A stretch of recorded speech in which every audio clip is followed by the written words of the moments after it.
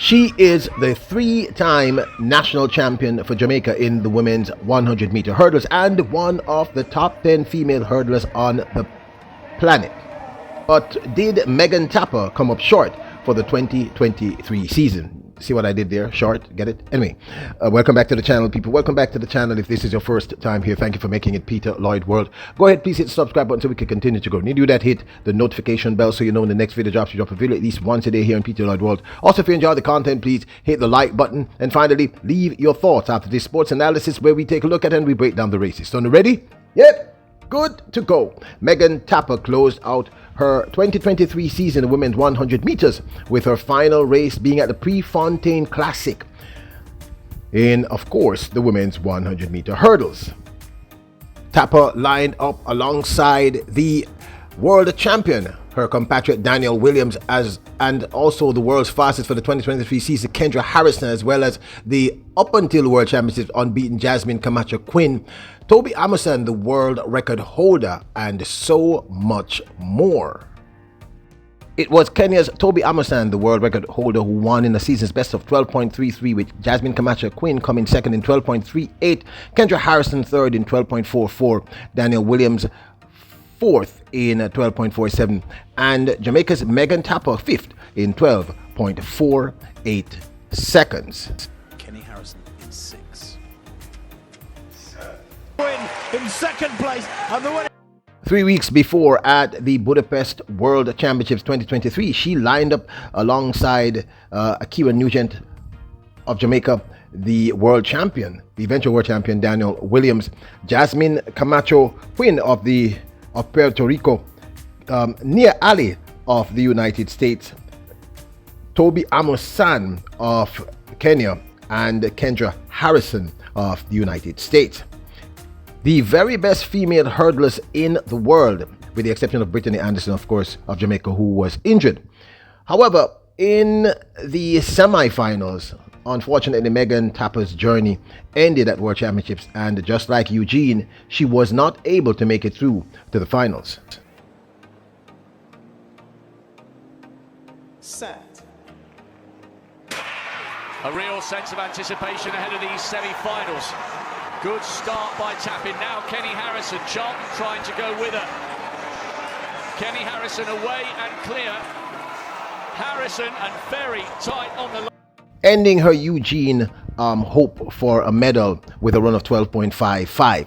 In the heats at the same World Championships, she ran a time of 12.51 to come in second in the heat behind Toby Amerson.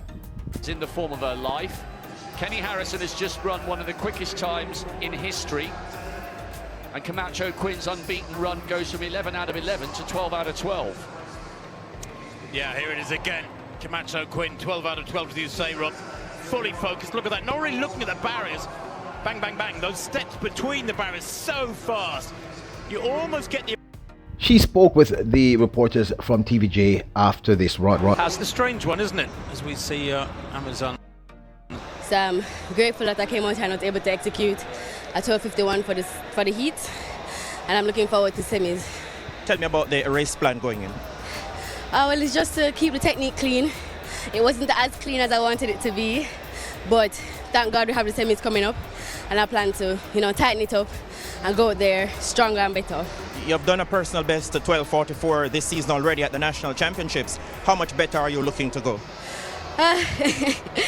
The Lord's will, whatever is in His will for me is what I'm looking towards. I'm not putting any limits on Him, not putting any limits on me, just looking forward with bated breath. I'm expectant. What's the plan of action for the semis, Megan? Just to go out there, one, to have fun, not to put too much pressure, not to crumble under the pressure, but to just put God first, ask Him to, do what He does, and advance to the final. All the best going forward. Thank you, guys. So Megan Tapper, all three Jamaican ladies, Akira Nugent, Danielle Williams, and now Megan Tapper into the semi-finals of the... But Tapper did score some major wins internationally, in Spain, for instance. She also won the Jamaican National Championships for the third time, as I said, and in the heat of the Jamaican National Trials here in Jamaica, she ran a new personal best of 12.44 in the women's 100-meter hurdles. y ojo al récord del mítico 12.52 porque está en serio peligro Lucas. Arranca la final de los 100 vallas de mujeres y cumpliendo las expectativas, ahí vemos a la jamaicana, a Tapper en cabeza. Vamos a ver si aguanta este final, sí. When talking about her 2023 season, she wrote 3 times national champion, 3 times under 12.5, and that's a wrap for the 2023 season. Of course, there were disappointments, but I'm determined to enjoy the journey and finally stop being so hard on myself. Now, this, of course, is my 2 cents. Did Megan Tapper come up short for the 2023 season? You saw what I did there, short, because, you know, she's very diminutive in stature. She's tiny, you know, very pretty. Anyway, you get it. Now, did she come up short for the 2023 season? Now, it depends on how you look at it. Did she make it through to the finals at World Championships in the women's 100 meters hurdles? She didn't. Same thing that happened to her in Eugene, and we had hoped for some improvement. At least, the very least, she would have moved on to the finals. Did she medal? Clearly, if she didn't get to the finals, she could not have medaled. So, from that perspective, for some, maybe she came up short. She did not fulfill all that she's capable of doing. But then, did she really come up short? Well, she scored a new personal best, which is a huge deal. 12.44 if my memory serves me correctly. If it's not, just correct me, please. She became the 3-time national champion. She won several major competitions across the globe, including the one in Spain, Bermuda, and others. And she's still ranked in the top 10 in the world. Now, here's the thing. Athletes are not going to have a great season every year. No one does. Not even the great Usain Bolt. And Megan Tapper may also be what I call Olympic athlete.